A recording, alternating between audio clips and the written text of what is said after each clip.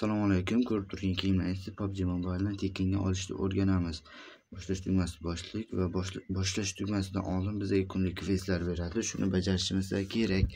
Qanaqa desalaringiz, kuniga bittadan energetik ichish va xohlagan karta va xohlagan оружие, pistoletlaringizni odam o'ldirishingiz kerak.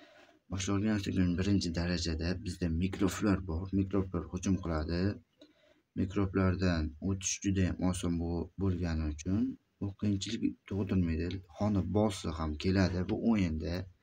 Xona bossi birinchi darajalik umuman kuchli emas va oddiy. Mana xona bossimiz ham keldi va biz uni bemalol yenga olamiz. Har bitta keyingi matchga o'tganingizda, ya'ni har keyingi xonaga o'tganingizda mikroflar kuchliroq bo'lib boradi.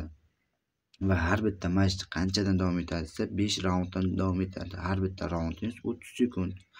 Va bu matchning hukmdori biz o'ylagandan anchagina kuchliroq. O'tgan safargi mikrofdek bo'lmaydi. Bu boshqacharoq va kuchliroq bo'ladi. Tezroq ham bo'lishi kerak. Va bu joyda so'rashingiz mumkin, qaysi qurollar bizga yordam bera oladi? Men o'zim yaxshi deb ataydigan qurollarim bu arbalet, pichoq va shunga o'xshash qurollar. Har bitta matchda bular yordam beradi, chunki arbalet juda ham kuchli. 30 ta 40 ta kill qilishi ham mumkin ana shu o'yinda. Va oxirgi xona bossiga kelsak, u juda ham kuchli. Bir zarbada sizni o'ldirishi yoki joningizni yarim o'chirib qo'yishi mumkin.